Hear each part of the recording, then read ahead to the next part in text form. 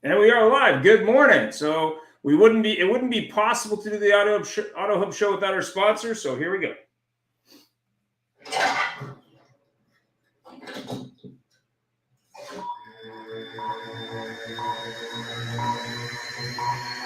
Ready, set, go.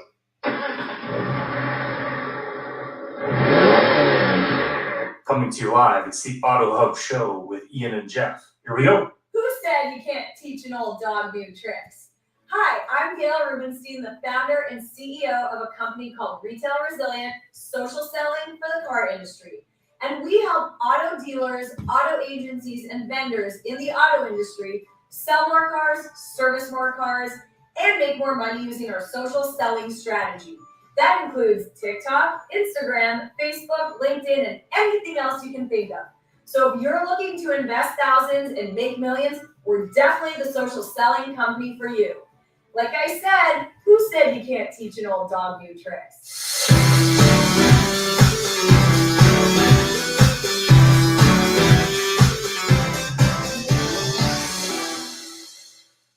I was at Larry Coleman's seminar. So happy I came, having such a good time. Thank you so much, Larry. One of the best trainers in this area for sure. I don't know about anywhere else, but as far as I know, he's the best. So, Told you before, before. take advantage. Thank you for having me here. I'm at Larry Feldman's seminar, and what I found is that what he's really good at doing with his knowledge and with his training, he's not filling a bucket, he's lighting a fire. Always to improve. Every month we want to improve better on what we did the month before, maybe the year before. It's about how fast we can get the cars done with quality work to get it to the front line, because that's where we make our money. And the bottom line is the longer it takes, the more money we spend. We want to get it down as low as possible. Right now, like I said, we're in a great stage. We're at 4.5 days.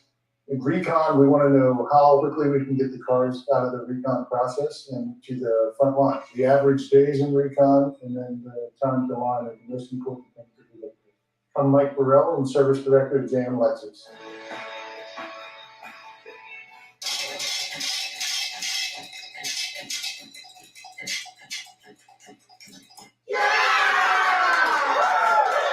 And good morning and welcome.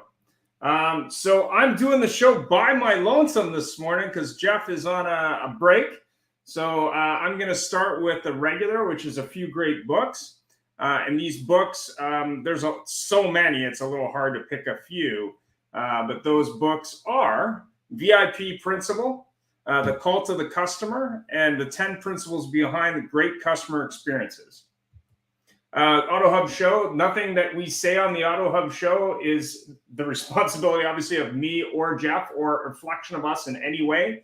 The views and opinions shared by our guests are strictly theirs, and they don't reflect our opinions of any type in any way. If you have questions about our disclaimer, you can read it on our website. And of course, you can reach out to us if you have more questions. As discussed earlier, I did a poll on customer experience on LinkedIn and elsewhere. And I asked the question around, what types of interaction on a website would customers prefer? And the questions were two-way video service, phone, chat, or fill out a form. And those are some numbers just in case you're curious. VIP customer experience. So this is really a continuation of the show we did last week on customer experience. This is a show on how to create a VIP customer experience. So let's get into it. So we're going to start with introducing our guests. Just so you know, Peter Smith couldn't be on the show because unfortunately he had a death in the family. So if you know Peter, reach out to him. So let's go ahead with that. Let's start with, let us start with Paul. Paul, maybe you can tell us a little bit about yourself and where you're from and what you do. Yeah, well, Ian, thanks for having me. Appreciate the opportunity to sit in on this podcast and have a nice conversation with some other great minds in the industry. So, as you mentioned, my name is Paul Burkemper. I am the CEO of VINsyt. I'm originally from St. Louis, Missouri, but about 8 years ago moved to Colorado and loving the mountains of Colorado. So, but really, speaking of VINsyt, and the show about customer retention and satisfaction, and that's really our wheelhouse because that's what VINsyt is. VINsyt is a turnkey customer retention platform that is really created for car dealerships. And our automation, Ian, kicks in after the sale has been made.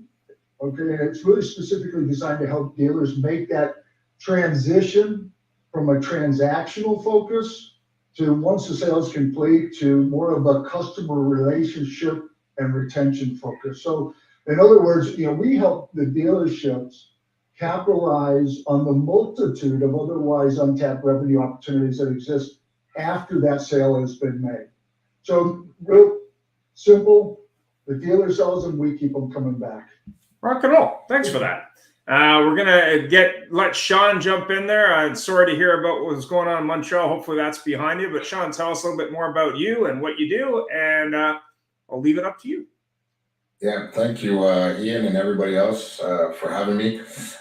Shawn Armour, owner and founder of BDC Alchemy, and I assist dealerships in architecting or recalibrating revenue-generating BDCs, more particularly internal BDCs.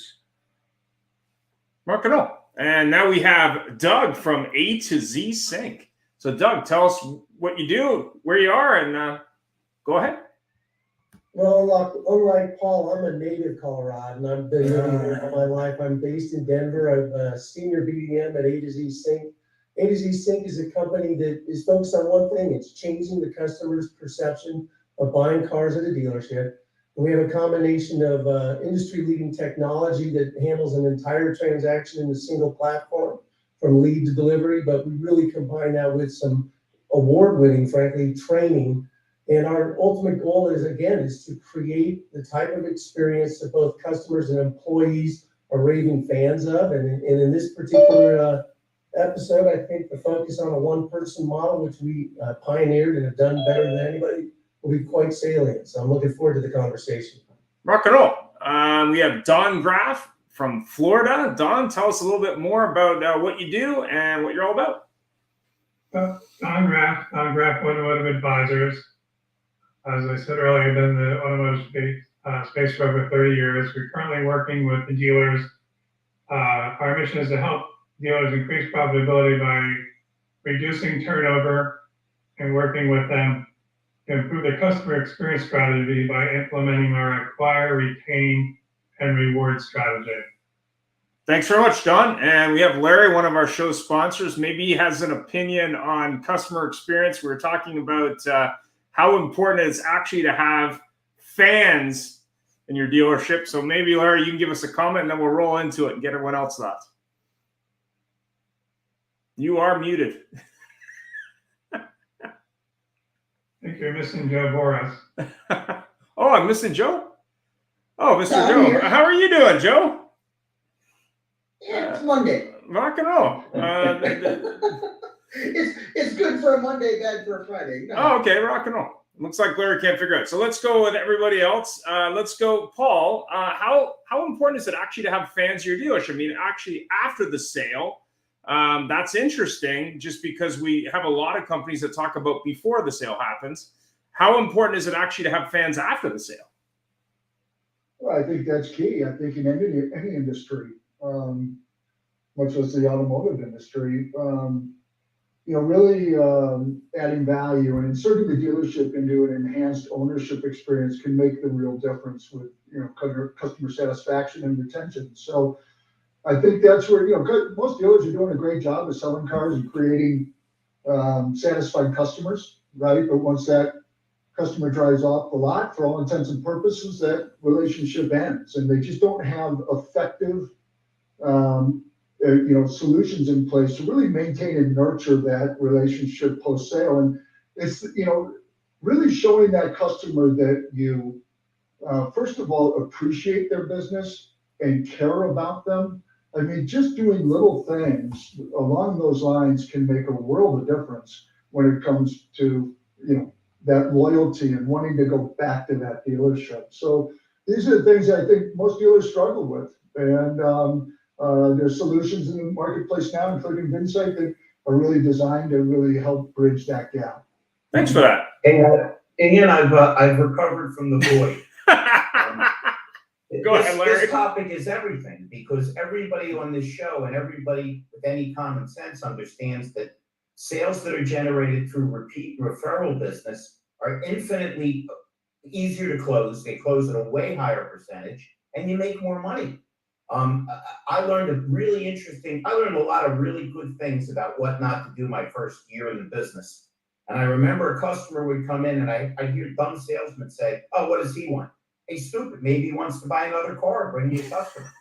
So to not acknowledge how important staying in touch with these people, making them your friends, following up is everything. And it's really not that hard to leave an indelible impression if you're smiling, if you actually, as Paul said, show that you care and that you appreciate them. Thanks for that, Larry. Absolutely. Doug, I mean, obviously AtoZ is about that one touch with the customer, keeping it consistent. What's your opinion on raving fans? Well, it's funny. You said last week's show was on customer experience. I'm sorry I missed it. We actually think customer experience is too limited. We really think it should be more focused on the dealership experience. And if you saw the latest survey by Cox, customers' loyalty to brand, let alone dealerships, is waning at best. You combine that with inventory returning, you combine that with BEVs coming into the play. It is critical the customers become raving fans of your dealership, because you want to be the source, the only source for all things automotive. So, but it all starts with the employees as well. So I think we all have to think a little bit more empirically than that, but critical, especially right now. Thanks for that. Shawn, I mean, obviously you work with dealers on the BDC side, but more importantly, I'm sure that involves customers. What's your opinion on the, raving fan scenario, whether that be your dealership experience or, just reaching out to customers? Well, after 21 years in the business, I started off washing cars. You learn a thing or two, right? I am definitely going to echo or build off of Doug and Paul. I mean, they nailed it. First things first, how do you even create? I came up the Toyota way, right? My first 12 years in the business was Toyota. So who better than Toyota? Kaizen, Gucci Genbutsu, all these kind of the Toyota way has just been really important in my career. So before we create this guest experience, as Lexus calls them, before you create a guest experience, you must first create an employee experience, right? I mean, that's the first thing. People buy things from people they like. Yeah. When I'm building BDCs, and I'm here in Montreal, but I got many dealer groups in the States. But there's a certain commonality, right? It's about creating emotional deposits. It's about memories. Sales creates customers and service keeps them, right? So, I mean, I don't know about the individuals on here, but it's the car business, so I'm sure it's the same problems everywhere. There's always been these silos between the sales and the service. Like the sales just kind of wash their hands clean once the car is burning gas, and then the service, get them for the next 4 years, right? So I think it's really about moving forward. It's about aligning, first of all, the two departments. That's kind of where I come in with regards to, I guess you could say, I just do BDC differently because of my ascent in the car business. I've kind of understood, I sold used cars. I was a service manager. I was a service advisor. So I kind of have the vantage point of all these people. So when I was building my company and when I was building my own process and my system, I absolutely incorporated elements from across the dealership to try and come up with what I've done. So the first thing, it's a paradox really, because before creating a guest experience, you have to create an employee experience. But now, how do we do that once the retention is at 46% turnover? It's mind-boggling to me that for the last 20 to 30 years, we keep talking about the same thing, right? Like employee retention. It's the turnover. This is nothing new, right? So yeah, it's very important to create that, but we can't create that until we do better at the onboarding, the hiring, et cetera, et cetera. I mean, AtoZ, I've seen their product. I think it's fantastic. We can have all these products. You can have consultants like myself, like Don, that come in and, kind of fix things and look at the processes and what have you. But, you can have all the shiny tools that you want, but if your employees are not engaged, they're not going to engage with the customer. Yeah. Exactly right. Thanks for that. Don?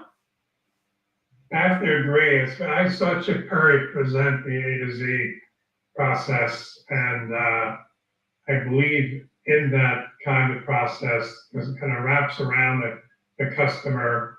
And I remember when I was, even back when I was a young salesman, I had a manager that harped on the idea of introducing the customer to the service department, how important that was that they meet the service advisor and possibly the manager if they could.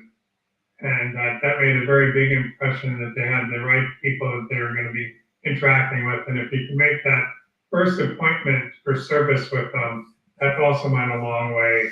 Of course, this is 20 years ago when the first appointment was 30 days out or 40 days out, 45 days out, a little bit easier to do. That reminds me, a couple of years ago, I had an Infinity client, and Infinity was paying the dealer to bring the customer back, I believe, for the first 2 services. The first 2 services were free because their research had shown them that the customer would become more loyal or more likely to be loyal to that dealership if they came back for the first 2 services. No matter what the charges were and the fees, they absorbed them in order to acquire those customers. And still that brand is a boutique brand today. So they have not really been that successful at that strategy. There's a lot I got to jump in on what Don's saying because he's absolutely correct. So let me ask you all a question, since everybody's involved with different dealerships. How many places do you go, because it still blows my mind, that don't have sales service meetings, that don't include a service walk in terms of the sales process? And how many stores don't have a manager smart enough to pull guys into his office and say, hey, Larry, how you doing, man? Anything I can help you with? I just want to tell you I appreciate it. None of this stuff costs you any money, but boy, does it cost you money not to do it. No, God, you're hitting the nail on the head right there, Larry. You know, we're big fans of check in, check out, but it's most importantly, weekly one-on-ones. You got to make sure their world is round. Like, look, you work to live, and if your life isn't good outside of it, your work's going to struggle as well. You've got to maintain that and just be able to communicate, just see what is it that's holding you back and how can I help you achieve a higher level? And that just never happens in most stores. Hell, there have been countless podcasts on accountability and culture. You're 100%. I did a study. I'm sorry, I'll shut up here after this, Don, but that Doug just triggered something in me. I did a study for a dealer in Florida. I won't say their name, who was just losing people at the most incredible rate. And I got to tell you, I kind of like that because I get paid to hire people. So kind of encouraging him to be incompetent, but he paid me even more money to show him how to keep people. Doug, you're going to love this. The first page of my train the trainer manual was 4 guys in suits, managers, getting into a car with a flat tire and saying, the meeting's only 100 miles away, we can make it. Nobody would do that. But all day long, you hear managers complain the salespeople are no good. Well, make them better or get rid of them. To bitch about things when it's easier to fix them never made any sense. I'm sorry, Don. It just, Doug's got my brain. Absolutely right. No, that's not a recent occasion. So. When you're talking about the one-on-ones, Doug, I remember when I worked, this is back to 2020s with the Prestige organization in Northern New Jersey. At the time, they had Mercedes, BMW, Mini, Lexus, and Toyota, and they're in the top 10 in the country in all those brands. And at the end of the day, they had hired me as a CRM. We had one-on-ones every day with the salespeople, every single day, asked to see how they were doing. And there were 20 salespeople. Most of them were making over $100,000 at that time. So they had, everyone knew that this was the place to be, that the processes worked. Even, service was never a headache. If they had an issue, you called over to service, the customer went over, they were taken care of the same day. They had recalls, they had cars set for those people. There was no fooling around. They're in, they're out, they're happy. 100%. So as we look at technology in dealerships and we see how technology is making it better for dealerships to create a better customer experience, And we've also heard a lot of discussion around digital retail and how digital retail is going to change the way people buy cars. Do you feel that the reason there's somewhat of a disconnect there is a lack of genuine customer care, not the technology in place? And let's start with Paul on that. I think it's both, Ian. Okay. I think there's there's the purchase experience and then there's the ownership experience. And the key for the long-term loyalty, customer retention is for the dealership to insert themselves into both of those experiences. I think AtoZ, some of the gentlemen on this call are talking about that purchase experience and retention of your sales agents, et cetera. These are all very important parts, but then the key is to be able to take that dealership and again, be able to add value to that customer post-sale. Again, show the customer that dealer really cares about them, appreciates their business. And I think the problem with the automotive industry as a whole is it faces low purchase frequency, right? And as a result, that really brings up three major pain points that they have to deal with. And that's lack of touch points with customers, it's lack of customer data, and it's lack of ability to influence the customer's behavior post-sale. So the key is to be able to have the ability to create targeted and really personalized engagement opportunities with your customers throughout the entirety of their ownership journey. And doing that effectively, that's the difference. That's what's going to inspire brand loyalty and drive long-term retention. But to your point, Ian, I think it's the lack of systems in the dealership, and more importantly, the lack of automation in the dealerships that make it difficult for the dealership to really fulfill on that customer engagement post-sale. So that's the disconnect. Well, great thoughts. We had two comments from Stephen Apicella through LinkedIn. One of them was recommending Katie Maris, who we had on the show, about customer experience. But the other one, ironically, was about retention through products, but also the fact that 99% of dealership websites are about selling a car and not really as much as they could be about, okay, selling a car is part of what we do, but we have service, we have parts, we have body shop maybe. That should be equally as a part of the website where customers who are not maybe buying a car can actually interface with that dealership and maybe buy other products or services. So I think that's very interesting, and the automation would help. That's a good point. And then, sorry to jump in there. Yeah. There's a study from JNL Marketing that says that the average dealer is missing out on 695 revenue opportunities per month from individuals that are already in their database. So there's a major disconnect here, and the ability to solve that can really not only add that customer satisfaction and enhance that ownership experience, but it can drive a significant amount of additional revenues back to the dealer that they're currently missing out on. Thanks for that. Don, did you have a thought on missed opportunity? No, I agree with you on the missed opportunities, totally. I'm working with some dealers now. I just worked with a dealer recently. They redid their website and they put all the service information in the middle above the fold. So they are front and center. So where a dealer traditionally had all those banners that went across, and I hated that there are more than 3 in my mind. It was a waste of time because you could never focus on them because they went by so fast. Now that portion of the website is a true billboard for this particular dealer for his service and parts. And the first, there's a lot of dealers now, when you call in, the first number that you can reach now is service, because they recognize that 65 or 70% of the calls coming in the dealer, and Shawn would definitely verify that, 65, 70% of the calls and inquiries even into the website are for service. Well, that and something simple like a coupon, maybe. Like, here are the offers we got going on right now in service.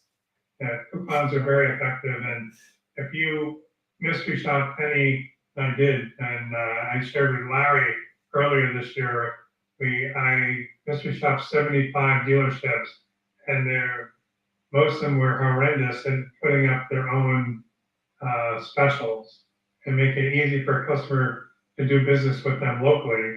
They're all great at getting up the manufacturer's information, which is usually 10 days into the month, which gave them 20 days left to sell that opportunity. And they also neglect a big area of opportunity as tires. Oh, You actually own the customer if you're able to get them on tire business, because they're gonna, they keep a car for 4 or 5 years. The chances are they're gonna go through 2 sets of tires, apply 3 sets of brakes. Yeah. What do you think, Mr. AtoZ Sync? What do you think, Mr. Doug? Well, you started off as, technology and how it affects it. And I'm going to take the contrarian approach. I think that there's too much technology involved in, let's focus on the selling of the cars. I think that, selfishly, that's why we were invented. We had a dealer in Colorado that wanted a single piece that would make it easier for everybody. And I think what happens now is the dealers look to technology to take the place of people, and you can't do that. Technology should be around to make their lives easier. And on the sales side, what I see is people spend more time down doing this than talking to a customer. The relationship then gets degraded. And then also, I think that, and I think that there's been talk about this already, all too many times dealerships are focused on this particular transaction as opposed to focusing on building a long-term relationship. One of the reasons that we recommend dealerships call their sales staff client advisors as opposed to salespeople is because even in the term, it just brings about a longer-term relationship, and that's what we want. We want this customer forever. I want to be their only source. So that's my take on it. Thanks for that. Can I jump in because it's so funny? Doug read my damn mind. I'm with you 100%. To not use technology is foolish. To rely completely on technology is triple foolish. Yeah. Paul, I haven't had the pleasure of meeting you, but whether it's Doug Reeves or Don Graff or Shawn or Tim Hayden, they'll tell you they were on this show, and immediately they got a call from Larry Feldman. It's like I was a stalker. How are you? What are you doing? What are you doing? Shawn, am I lying? Shawn thought I was so crazy that he came to a seminar across the country to see me, okay, and brought his son, and now me and his son are best friends. It's about communicating with people. It's about talking to them.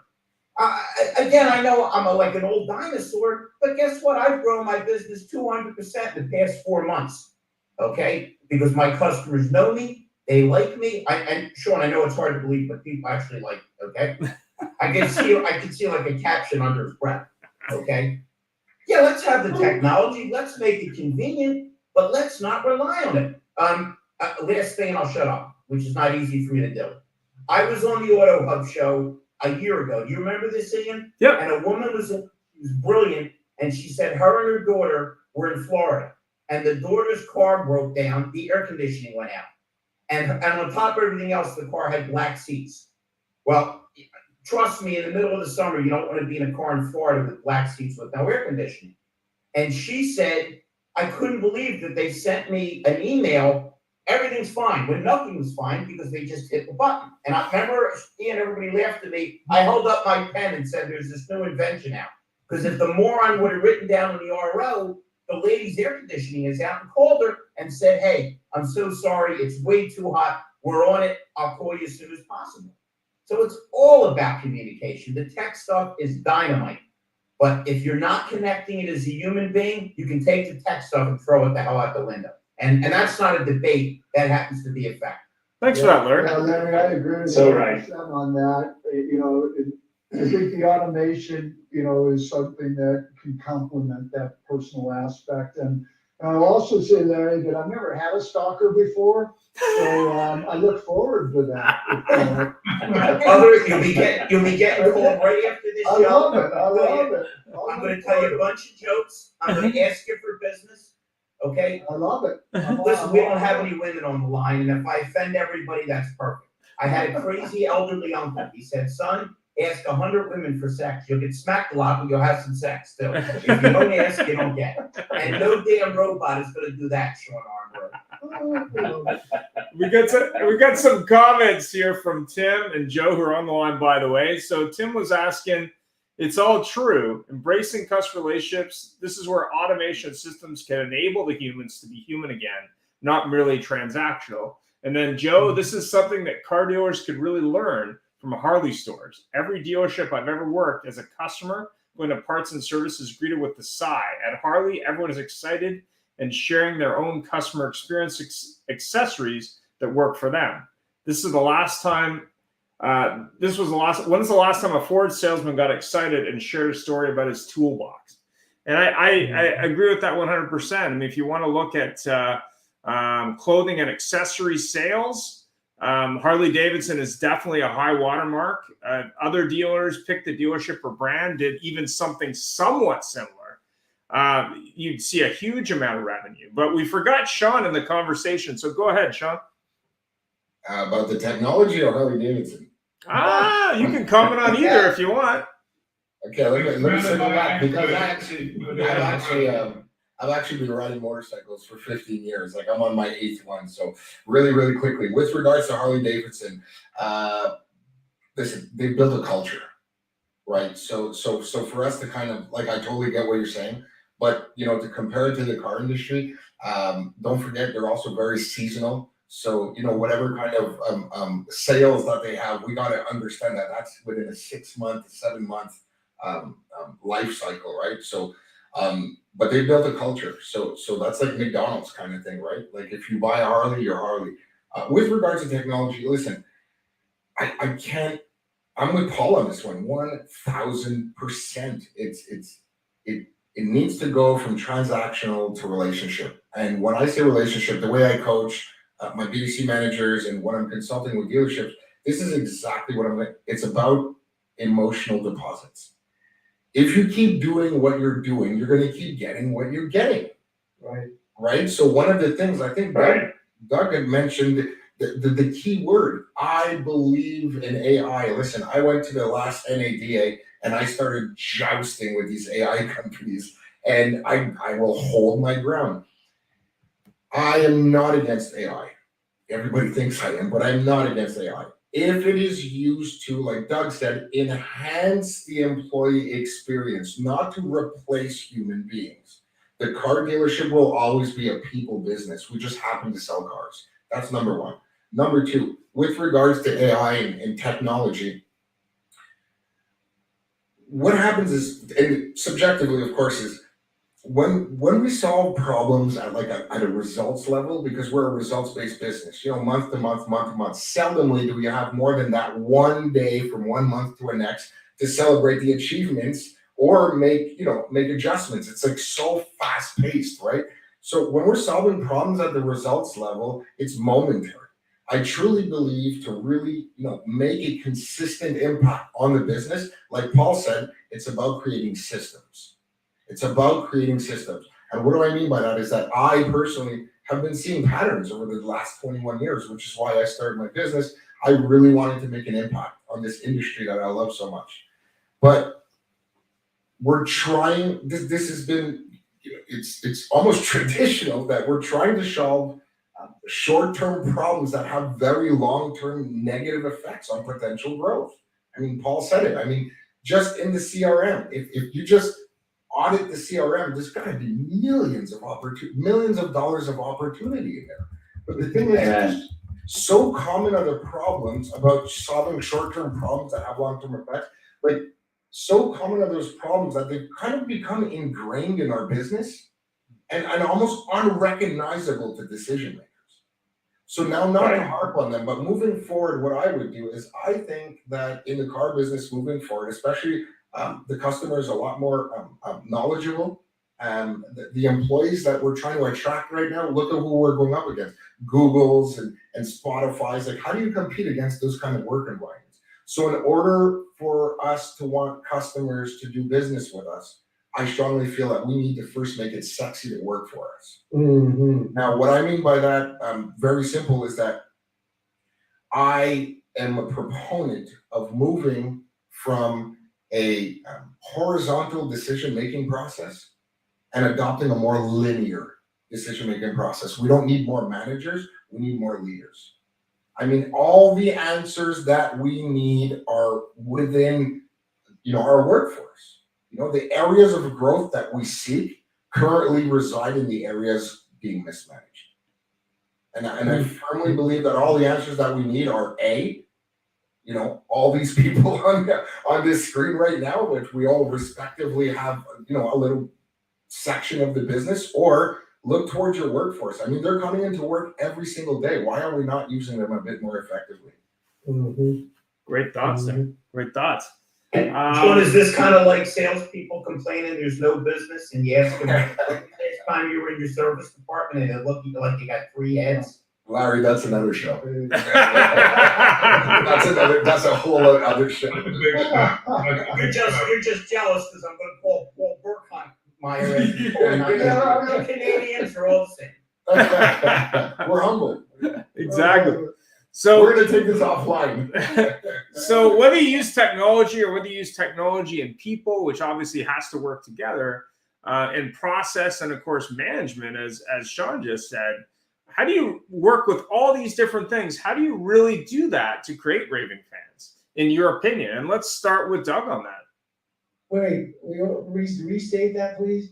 So you got people, you got process, you got technology, you got management, you got all this stuff going on in a car dealership, different silos. How do you work with all that together to create a raving fan? Like, what's the recipe? What's the magic formula? First, you start with the end in mind.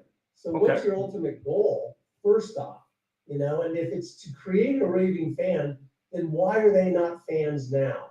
And all too often, we don't recognize that. I mean, take a look at the latest Cox survey. The same thing came out. Time. Takes too long to buy a car. They keep complaining about that, but we don't do anything about it. And then when we decide we're going to do it, it kind of starts at the top, but we don't include everybody. One of the things that we love about a one-person model, to kind of pigtail off of what Shawn said, is it is a more spread out process. I've got salespeople doing everything, which means I've got managers that can do a little bit different things. But I think the way you make everything start is you get everybody involved in deciding what the roadmap's going to be. So I've got universal buy-in. If I don't have buy-in, you may not have to go home, but you probably don't have to stay here, because I need all of us all on the same plane. And once we've established that and we've written it down so that it's actually recorded, so that we can have something to memorialize it, now we can adopt the processes. Now we can develop the technology that's going to support that vision. That's cool. Powerful. What we teach the salespeople is what we need to teach the managers, to listen. The more they listen to what's going on, because I was a salesman, I was a dealer, I'm a vendor. Man, nobody likes to feel like they're bored, or ignored, or worse. Yeah, that's what they said last month. Now they got something else this month. If we can get them to communicate how everybody's integral to the process, not a little bit, but integral, we go. Man, right? I mean, how many dumb salesmen disrespect the cleanup department? That's the guy you want on your side when you got a scratch on your car at 9:00 p.m. and you're trying to deliver it.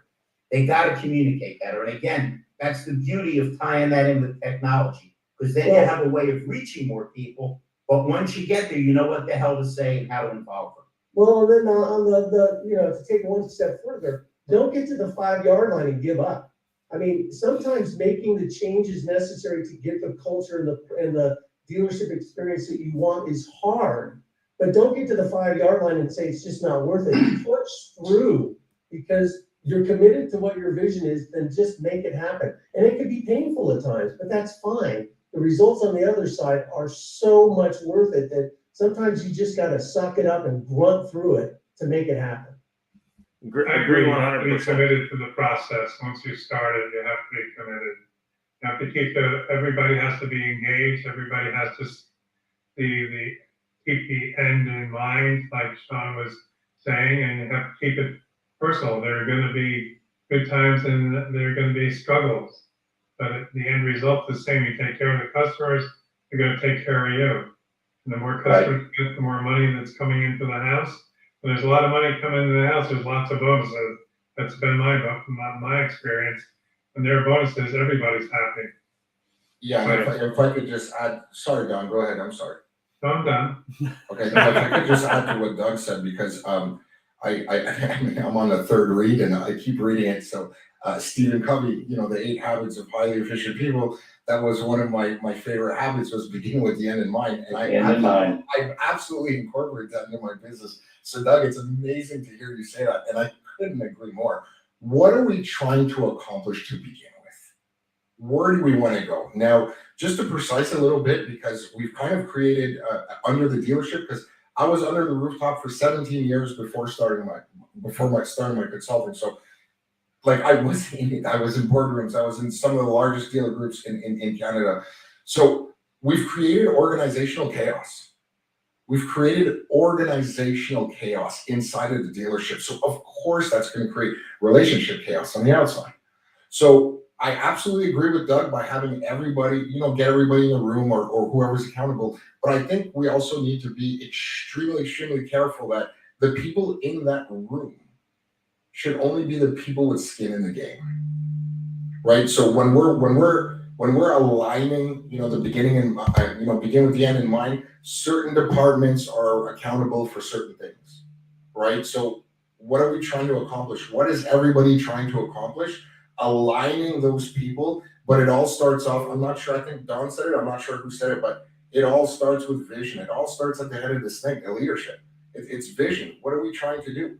Don said it, to trust the process. I'm one of those, like, listen, once you've defined it, you got to plan it, you got to check it, and then you action it. Burn the boats. If this is where we're going, this is where we're going. But by having a plan B, you deviate from plan A.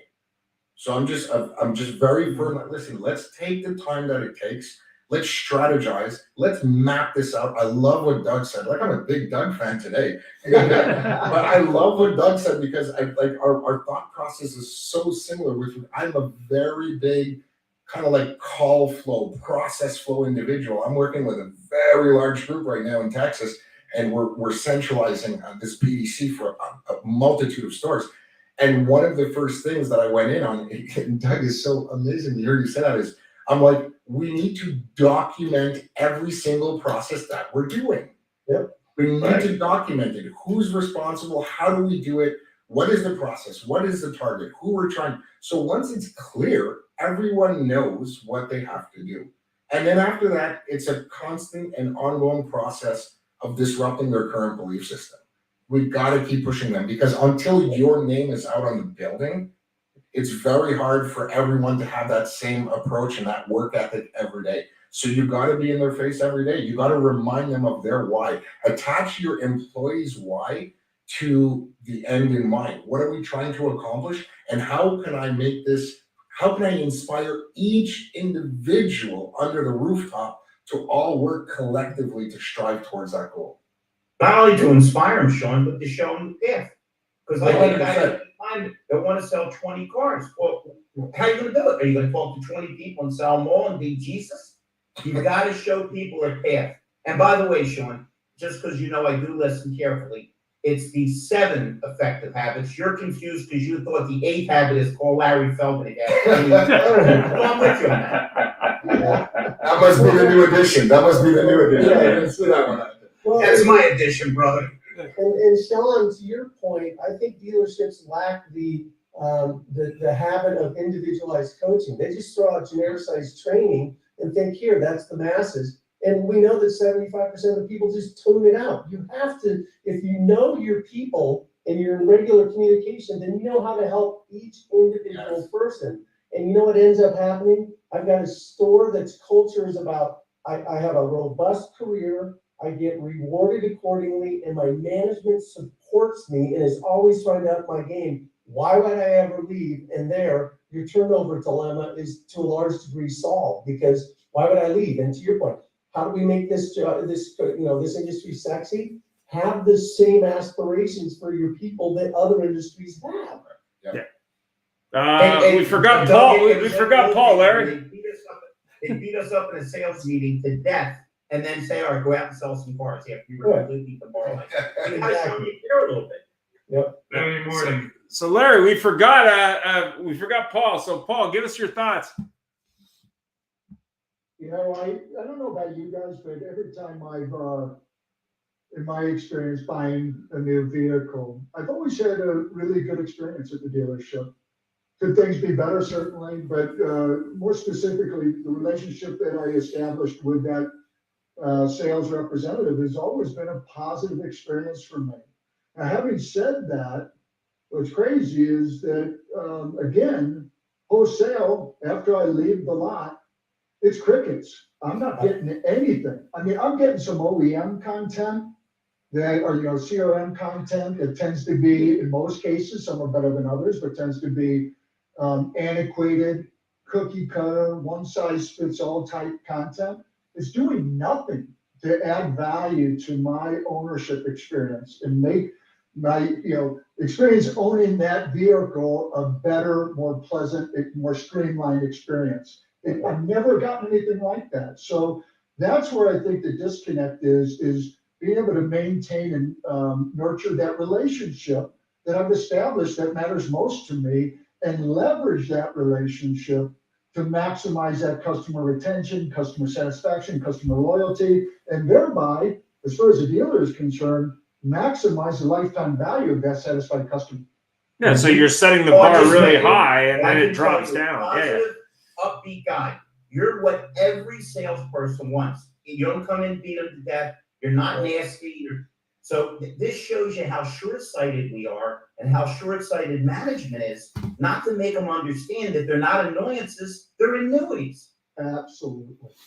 Amen. Amen. So that would be your thought then in terms of why they fail at creating customer fans. They set that expectation really high and then they just don't follow it up. So essentially that customer who might refer people or maybe be a parts customer or service customer doesn't come back, not because they don't need service, but because you forget about them. I mean, what always amazed me when I worked with dealerships was how few people came back, or why 80-90% of people weren't coming back for that oil change who bought the car there. But go ahead, sorry. Yeah, I was just going to say that, I think we can all agree that loyalty is not given, it's earned. And dealerships just aren't doing enough to provide that value to customers to really be able to earn that loyalty and earn that repeat business, earn the referrals from their friends and family, earn the positive reviews, and really create that raving fan. They're really missing the boat on that opportunity. Well, Appreciate that. and I think that, if I owned a dealership, I want employees that are raving fans of me, and our dealership, I want customers. But I think all too often, and I'm sure some of you other people that are more esteemed and experienced than I, the focus has always been on lagging metrics.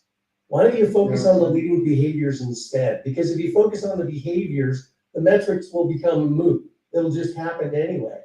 I mean, to your point, if we spent time, let's take a look at on the sales side. If we spent time with salespeople saying, have you followed up with your customer at 6 months? When's their birthday? How about this? How about that? Are you keeping that relationship going? But we don't. We just focus on, you only put 12 cars out last month. What the hell's your problem? And to me, that's just the wrong way to look at it. And it's so ingrained in this industry. It's the progressive ones that think that way. They're the ones that are going to be getting ahead. 100%. Right. What do you think, Shawn? What do you think on why so many dealerships fail in creating fans? Do you think it's after the sale? Yeah. Okay. I think it's because I'll say it again. I mean, I'll be humbly arrogant for a second. One of the reasons why I chose to take a chance on me and do the work that I'm doing today, I was fed up of celebrating mediocrity in the boardroom. I've been building BDCs for the last 15 to 17 years. They've always just worked. Now that's not to be arrogant, but it's about systems and it's about, taking your time and doing it strategically. So while everybody, the BDC for me has always been this incubator of data, this massive amounts of data. And I'm seduced by this data. Like, okay, how can we Kaizen this continuously? So while everybody was celebrating, let's just call it 1 million or the 2 million that they made, I would slowly raise my hand in the meetings and go, like, this is all great, but I have some reporting here to show you the 3 million that we left on the table. And then I became that guy, right? So I was like, but is that not my job? Like, do you want me to join this party, or do you want me to show you, like, we could have been celebrating 5 million? I don't know, right? Yeah. So what I truly feel is that we need to be far more concerned with our trajectory than the results. Right? We can have, when you focus more on trajectory, you can have a bad day, but it doesn't mean you'll have a bad week. When you're focused so much on results, like everything is about, okay, how many cars did you sell yesterday? How many ups did you have? How many phone calls did you do? It's like this contaminated micromanaging ecosystem that we've created, where it's like every step is like, okay, I need to record that as well. So for me personally, when I'm coaching and I'm building BDCs, it's more about focusing on the inputs. The outputs will take care of themselves. And the inputs to me are your people. Daily coaching, daily one-on-ones. Let's approach this from a daily perspective, right? So let's focus on the inputs. The outputs will take care of themselves. Right, and like I said, we need to be far more concerned with our trajectory. What does this look like? Like, just do the math. You know, you need X amount of cars a month. There's X amount of days. X amount of days you went without selling a car. Well, then these are your percentages, or this is the probability of getting to your goal. So but we need, listen, manager Simon Sinek said this, and the minute I heard this, I was like, wow, it really changed this. Managers do things right, leaders do the right things. Sean, it's like telling salespeople to get on the phone. Get on the phone and say what? How? Do you think if I knew how to get on the phone, I wouldn't be on the phone? Right? So but this is what I'm saying. Like, it's not to harp on managers, because managers have a very tough deal too, right? So this is why I was saying before, I am of the thought that we need to create more of a linear decision-making process. Let's create more leaders within your ranks. We don't necessarily have to pay them $50,000 more, but let's create more leaders so that we can spread out that knowledge. We can spread out, because managers, technically, that I've seen, because I've had a lot of good managers, I've also had a lot of bad managers. And one of the prerequisites to being a manager, I'm sorry, is not to have emotional intelligence. It's not to have a coaching ability. Hey, how many cars did you sell? Were you the top salesman? Yes, great. Your office is right there. Let's sell as many cars as we can. Right. But that doesn't require emotional intelligence, to your point, Larry. Guys, get on the phone. You know, like Glenn Ross, you're as good as your last deal. Like, come on, guys. Like, we need to take better care of our people. And I think Larry said it before. What kind of a career path have we set for them? Do they even know that there's a possibility to have a career path? 21 years ago, I was washing cars. And now I'm on a plane all the time helping dealerships grow. You know, by organizational structure, by like you said before, Ian, people, process, technology. How do you line all that together? Yeah. Right? Sean, the answer is the Harley Davidson answer. 100%. I'm looking at everybody on this damn call, and everybody's excited. They're excited to be alive. They're excited to do business. They're excited to network and get together. If we don't get people excited, how are they going to get their customers excited? Right, absolutely. Right, good point. Don, you had some thoughts? Or are you just observing? Do we lose you, Don? I'm sorry. No, you didn't lose me. I'm practicing those listening skills. I'm on with Shawn. I'm a big Toyota guy too, with the Kazan and Kobe and all that. And I believe, like Tim had just chatted, it is transactional. It's totally transactional. It's all about the numbers. And these managers that I encounter now are not even half as personable as the ones that I encountered early in my career. I think they've left for other careers, or they've left to become consultants. Right. Like us. Or they believe they can have more impact or learn other skills. Now, most managers have so much on their plates now, and they're not taught how to use them, how to use the skills that they're supposed to be acquiring. And what was it you just said earlier about the skill sets, Shawn? Acquiring them and being able to use them? Well, I mean, listen, you can have the greatest tools in the world. If you don't use them, What's the point? Oh, we know from And you know what? Just to support what you were saying, Don, and if I could say this, I'm pretty sure everybody on this panel has had this experience of being a consultant.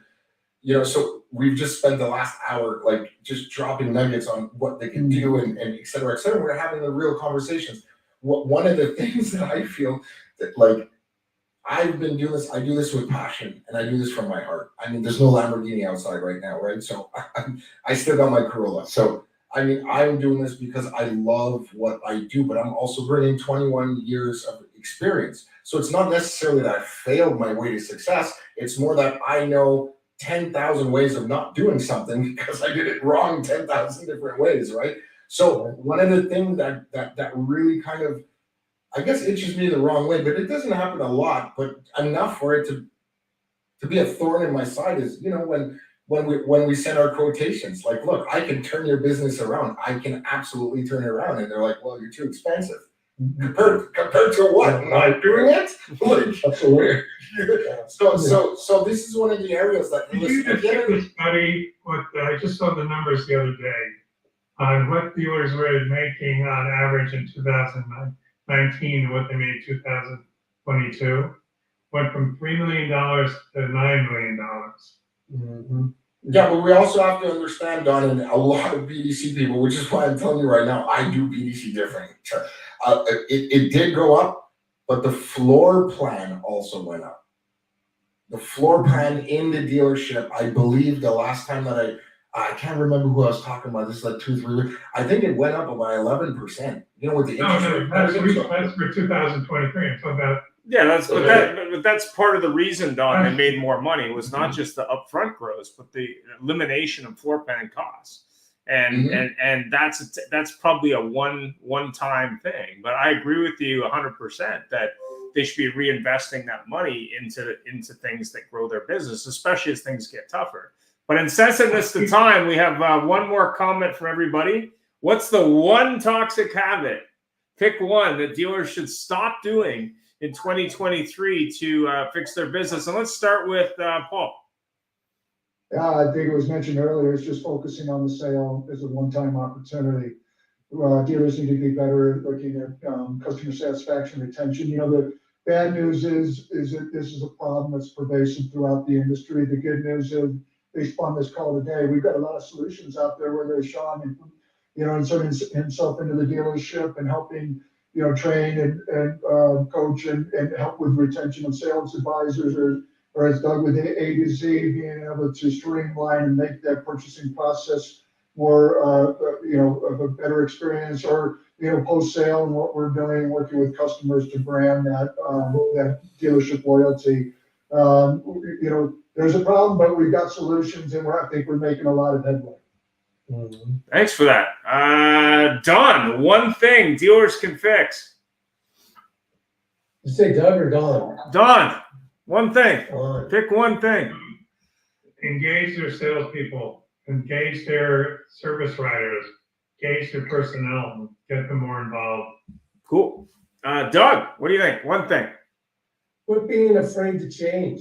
They're so stuck in their ways, and if there was ever a time when they should change, it'd be after 2022 and the robust profits. Be willing to break the egg and then see what happens and start all over. Quit being stuck in your ways. Fantastic. Shawn, one thing. Thinking that their people on the floor are the risk as opposed to the investment. Yeah. Circular economics, redeploying your profits into the coaching and development of your organization. Cool. Larry, people, I'm assuming. Okay, well, the note's simple. If you want to stay rich, act like you're broke. And if you want to go broke, act like you're rich. Fantastic. There you go. Thanks very much for taking the time today. My thought, obviously, is invest in people and technology, but make sure that you're not just investing in technology, that you're actually using it. And that's it for me. Thanks for taking the time, and have yourself a great week. Thank you. Thank you, too. Thanks, guys. Thanks for joining us. It was a great show, and follow us anywhere you would like on your favorite podcast, on Facebook, on LinkedIn, and of course on our YouTube, or subscribe to our own channel.